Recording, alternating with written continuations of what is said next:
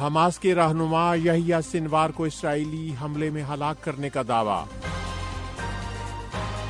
Ukraine جنگ میں چینی ڈرونز کے استعمال کا الزام۔ امریکہ کا چینی کمپنیوں پر پابندی کا اعلان۔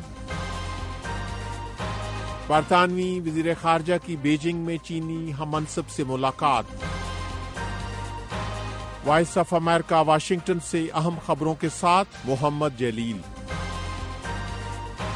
اسرائیلی فوج نے دعویٰ کیا ہے کہ اس نے فلسطینی عسکری تنظیم حماس کے سرکردہ رہنما یحییٰ سنوار کو غزہ میں کارروائی کے دوران ہلاک کر دیا ہے۔ بدھ کو حماس اور اسرائیلی فورسز میں لڑائی کے دوران ان کی ہلاکت ہوئی ہے۔ اسرائیل گزشتہ ایک سال سے سنوار کو نشانہ بنانے کی کوشش کر رہا تھا۔ سنوار پر الزام ہے کہ گزشتہ سال اسرائیل پر ہونے والے حملے کے منصوبہ سازوں میں شامل تھے۔ اسرائیلی وزیر اعظم نیتن یاہو کا کہنا ہے کہ اگرچہ اسرائیل نے اپنا حساب برابر کر دیا ہے لیکن لڑائی جاری رہے گی۔ حماس کی طرف سے ابھی تک سنوار کی ہلاکت کی تصدیق نہیں کی گئی ہے۔ حماس کے رہنما اسماعیل ہانیہ کی ایران میں ہلاکت کے بعد سنوار کو حماس کا سربراہ مقرر کیا گیا تھا۔ ادھر امریکہ کا کہنا ہے کہ سنوار کو ہلاک کرنے کے اسرائیلی فوج کے آپریشن میں امریکی فوج کا کوئی کردار نہیں ہے۔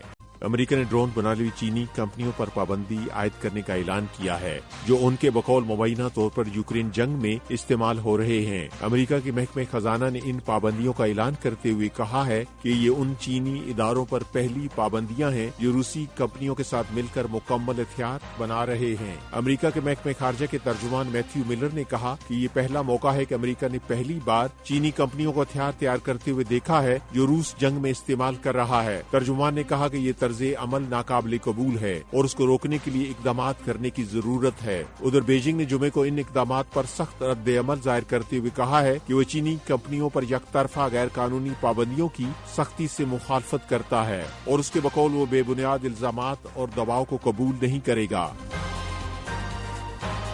یوکرین کے صدر ولادیمیر زیلنسکی نے دعویٰ کیا ہے کہ ان کے پاس اس بات کی انٹیلیجنس معلومات ہیں کہ شمالی کوریا کے 10,000 فوجی یوکرین کے ساتھ لڑائی کے لیے روسی فوج میں شامل ہونے کے لیے تیار ہیں۔ انہوں نے متنبع کیا کہ اگر ایسا ہوا تو یہ تنازع عالمی جنگ میں تبدیل ہو سکتا ہے۔ زیلنسکی نے اپنے دعوے کی مزید تفصیلات بیان نہیں کی ہیں لیکن ان کی طرف سے یہ دعویٰ ایک ایسے وقت کیا گیا ہے جب انہوں نے یورپی اور نیٹو کے وزرائے دفاع کو یوکرین جنگ ختم کرنے کا منصوبہ پیش کیا ہے جس میں مزید امداد اور نیٹو کی رکنیت کا مطالبہ بھی شامل ہے۔ برطانوی وزیر خارجہ چین سے تعلقات بہتر کرنے کے لیے جمعے کو چین کے پہلے سرکاری دورے پر بیجنگ پہنچے جہاں انہوں نے چینی ہم منصب وانگ جی سے ملاقات کی۔ جولائی میں برطانیہ میں لیبر پارٹی کی حکومت بننے کے بعد کسی بھی برطانوی وزیر کا چین کا یہ پہلا دورہ ہے۔ برطانوی اعلیٰ سفارتکار چین کے نائب وزیر اعظم کے علاوہ دیگر عہدیداروں سے بھی ملاقات کریں گے۔ ڈیوڈ لیمی نے کہا کہ بیجنگ اور لندن میں اختلافات کے باوجود جہاں ضرورت ہوئی وہ چین کی پالیسیوں پر اپنا موقف واضح کریں گے۔ روس اور یوکرین جنگ کے معاملے کے بارے میں برطانیہ اور چین کے موقف میں واضح فرق ہے۔ یہ وائس آف امریکہ واشنگٹن ہے۔